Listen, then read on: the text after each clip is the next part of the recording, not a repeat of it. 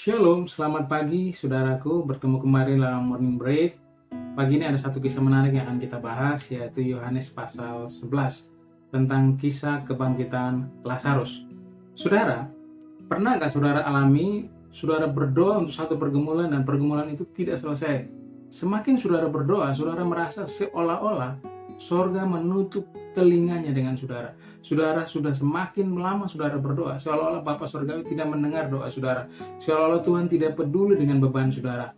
Saudara berdoa berhari-hari, berbulan-bulan, mungkin bahkan ada yang bertahun-tahun. Saudara tidak hanya berdoa, tapi saudara berdoa dengan berpuasa, bahkan saudara meminta hamba-hamba Tuhan untuk ikut berdoa dengan pergumulan saudara. Tapi saudara berdoa untuk kesembuhan, bukan kesembuhan yang saudara dapat, tapi justru kebalikan dari yang saudara harapkan. Saudara berdoa minta sembuh, saudara bukan sembuh, tapi semakin bertambah parah sakit saudara. Saudara berdoa untuk pemulihan ekonomi saudara, tapi bukannya pulih, tapi makin terpuruk saudara. Saudara berdoa untuk usaha bukan semakin membaik, usaha saudara semakin memburuk. Saudara berdoa untuk pemulihan dari utang piutang, bukannya saudara pulih dari utang, tapi utang saudara makin bertambah. Pernah gak saudara di titik itu? Saudara berdoa, berharap, percaya benar Tuhan sanggup tolong, tapi apa yang saudara dapatkan berbanding terbalik dari apa yang saudara doakan. Bukan yang baik yang saudara dapat, bukan pulih, bukan sehat, bukan lepas dari pergumulan hutang piutang, pergumulan keuangan, tapi saudara malah makin terjerembab, makin terpuruk. Apa yang tertulis dalam kisah Yohanes pasal 11 tentang kehidupan tiga orang, Maria, Marta, dan Lazarus, memberi gambaran tentang itu. Saudara, ketika Lazarus sakit, Maria dan Marta mengirim pesan. Kita kalau baca kisah ini dalam pasal 11 ayat 5 ya. Maria dan Marta mengirim pesan kepada Yesus, dan Lazarus yang sakit itu adalah saudaranya. Kedua perempuan itu mengirim kabar kepada Yesus, Tuhan, dia yang engkau kasih sakit. Ketika Yesus mendengar kabar itu, ia berkata, dan seterusnya. Lalu dalam ayat 6, dan setelah didengarnya bahwa Lazarus sakit, ia sengaja, Yesus tidak langsung datang. Saudara, saya percaya waktu Maria, Marta mengirim pesan kepada Yesus, satu yang mereka harapkan, dia sembuh, Lazarus sembuh. Mereka sudah tahu apa yang Yesus sudah pernah buat, mujizat yang Yesus buat, cara Yesus membuat mujizat. Yesus pernah bertemu langsung dengan orang itu dan Yesus berkata sembuh-sembuh. Yesus pernah menggunakan media untuk sembuh. Kadang-kadang dalam kisah lain Yesus tidak datang, tapi Yesus menyebut sesuatu dan orang itu sembuh. Nah, saya nggak tahu, mereka sudah punya banyak pengalaman bersama Yesus. Dan hari itu saya percaya mereka berharap hal yang sama. Mereka dapatkan dari Yesus. Yesus melakukan sesuatu untuk kesembuhan Lazarus. Tapi dengar baik-baik, Alkitab mencatat, Yesus dengar kabar itu, Yesus tidak langsung datang. Dia sengaja tidak datang. Dan hasilnya adalah Lazarus bukan sembuh, Lazarus sakit. Mereka udah ngomong sama Yesus, udah cerita sama Yesus. Mereka sudah minta, bahkan kalau kita baca mereka udah ngomong. Tapi Yesus nggak datang. Yesus bukan cuma tidak datang, Yesus juga tidak ada reaksi apapun. Bahkan tidak pernah kirim pesan, oh ya saya nanti akan datang, tunggu ya, saya berdoa dari sini, saya mungkin belum bisa datang, saya akan doakan nanti akan sembuh. Yesus tidak kasih reaksi apapun. Yesus diam, Yesus tidak bereaksi. Dan Maria dan Marta harus mengalami apa yang mereka tidak harapkan, yaitu kematian Lazarus. Bukankah sebelum orang ini meninggal, mereka sudah kirim pesan kepada Yesus, dan Yesus diam, Yesus tidak bereaksi, Yesus seolah-olah tidak peduli dengan masalah saudara. Dan Alkitab mencatat Lazarus akhirnya meninggal. Kita baca kisah ini saudara, bisa nggak saudara ada di posisi ini? Pernah nggak saudara alami, saudara sakit, saudara berharap sembuh, tapi bertahun-tahun saudara berdoa, berhari-hari, berminggu-minggu, berbulan-bulan, bertahun-tahun, saudara nggak sembuh dari sakit. Saudara berharap pemulihan secara ekonomi, semakin saudara berdoa, ekonomi saudara nggak pulih-pulih. Tapi Tuhan izinkan semakin lama saudara terjerembab dengan keadaan ekonomi. Saudara terjerat dengan hutang piutang dalam bisnis. Saudara berdoa untuk minta dipulihkan dari hutang piutang, tapi bukannya hutangnya berkurang, hutang saudara justru bertambah.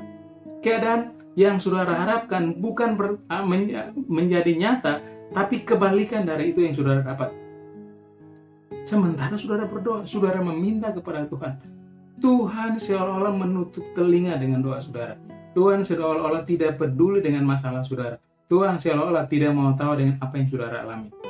Dan pada akhirnya selama saudara berdoa, semakin saudara berdoa, saudara akan diizinkan berlama-lama di pergumulan saudara. Dan seolah-olah surga menutup mata dengan saudara. Pernahkah saudara alami di titik seperti itu? Ketika 4 hari Alkitab mencatat, setelah 4 hari lewat Lazarus meninggal, Yesus akhirnya datang. Dan saudara lihat apa yang terjadi, reaksi Marta. Marta bilang apa? Marta bilang apa? Coba kalau kamu di sini, saudara saya nggak akan mati. Begitu juga dengan Maria. Kalau engkau ada di sini, dia nggak bakalan mati. Ketika mendengar itu, Yesus tidak bereaksi apa-apa.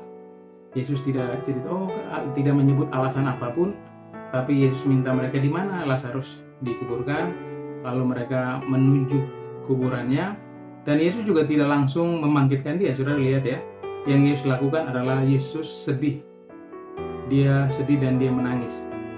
Nah, ada berapa hal penting, ada berapa bagian-bagian menarik dari kisah ini, bahwa ternyata pesan yang mereka sampaikan sebelum Lazarus meninggal, Yesus tahu.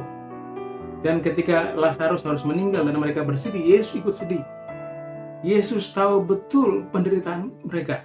Yesus tahu betul pergumulan mereka. Yesus tahu betul kesedihan mereka. Saudara, ini memberi gambaran buat kita bahwa saudara tidak pernah alami masalah sendiri. Saudara tidak pernah ada di pergumulan sendiri. Waktu saudara menangis, Tuhan tahu air mata saudara. Alkitab bilang Tuhan taruh air mata kita di kirbatnya Tuhan. Tuhan tahu luka hati kita, Tuhan tahu kesedihan kita, Tuhan tahu kekecewaan kita, Tuhan tahu kita lagi bergumul untuk keluar dari persoalan finansial, Tuhan tahu kita pengen lepas dari sakit penyakit, Tuhan tahu kita pengen lepas dari hutang piutang, Tuhan tahu kita pengen tidak ada di titik terendah dari hidup kita, Tuhan tahu. Bahkan semakin lama kita dalam penderitaan, semakin dalam pergumulan kita, Tuhan ikut merasakan apa yang kita alami. Itu sebabnya Tuhan menangis melihat keadaan Maria, Marta, dan juga Lazarus. Jadi, saudara, ketika saudara berdoa, ketika saudara bergumul untuk keluar dari persoalan saudara, masalah saudara, pergumulan saudara, dan keadaan itu bukan semakin membaik, semakin memburuk, membawa saudara pada titik terendah hidup saudara, jangan pernah takut. Jangan pernah berpikir bahwa Tuhan nggak dengar, Tuhan nggak tahu, Tuhan nggak peduli. Kadang-kadang kita di suatu masalah kita bilang Tuhan tuh nggak adil, Tuhan nggak fair, Tuhan nggak sayang sama saya, Tuhan nggak kasihan sama saya. Hello, Alkitab mencatat Tuhan ikut merasakan. Dan Tuhan tahu waktu yang terbaik untuk menolong kita. Waktu kita memaksakan Tuhan untuk mengikuti waktu kita menolong kita, kita tidak akan mendapatkan apa-apa. Tapi walaupun seolah-olah Tuhan terlambat, walaupun seolah-olah Tuhan tidak peduli, walaupun seolah-olah Tuhan mengizinkan terlalu lama kita alami, tapi dengar baik-baik pesan ini. Alkitab mencatat Tuhan melakukan jauh lebih besar dari yang diharapkan oleh Maria dan Marta. Maria dan Marta berharap apa? Lazarus sembuh. Yang Tuhan lakukan bukan sembuh, Lazarus dibangkitkan dari kematian. Apa yang mereka tidak pernah pikirkan, apa yang mereka tidak pernah duga, Tuhan lakukan jauh lebih besar. Semakin Tuhan izinkan kita ada di persoalan, pergumulan, masalah, kita sudah bergumul dan Tuhan izinkan panjang, makan tambah sulit, tambah parah, tambah buruk, jangan pernah takut. Tuhan izinkan itu hanya untuk menyatakan satu hal, bahwa Alkitab bilang apa? Asal kamu percaya, kamu akan melihat kemuliaan Tuhan. Tuhan kasih jauh lebih besar dari yang mereka minta. Saudara, mujizat terbesar dalam hidup kita datang di dalam masalah terbesar dalam hidup kita. Pengalaman paling, kesaksian paling luar biasa dalam hidup kita bersama Tuhan justru datang di saat titik terendah dalam hidup kita. Karena itu, jangan pernah takut.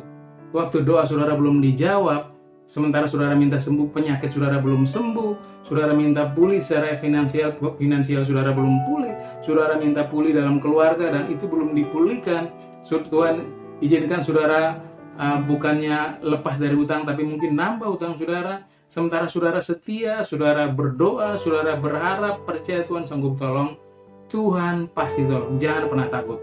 Semakin lama proses Tuhan izinkan atas hidup kita, semakin besar mujizat yang akan kita dapat.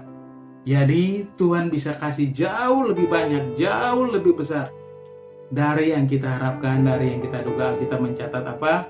Apa yang tidak pernah kita lihat dengan mata, dengar dengan telinga, timbul dalam pikiran kita, itu yang Tuhan sediakan buat kita. Pesan saya pagi ini, kalau kita ada di fase-fase terendah dalam hidup kita, fase-fase pergumulan yang berat, mungkin sudah 1 hari, 1 minggu, atau 1 bulan, atau mungkin lebih dari setahun kita berdoa dan Tuhan izinkan belum dijawab, belajar percaya. Alkitab mencatat, asal kamu percaya, kamu akan melihat kemuliaan Tuhan. Tuhan akan memberikan jauh lebih besar dari yang kita duga, jauh lebih dahsyat dari yang kita harapkan, bahkan jauh lebih luar biasa dari yang kita pikirkan. Percaya, Tuhan Yesus memberkati kita.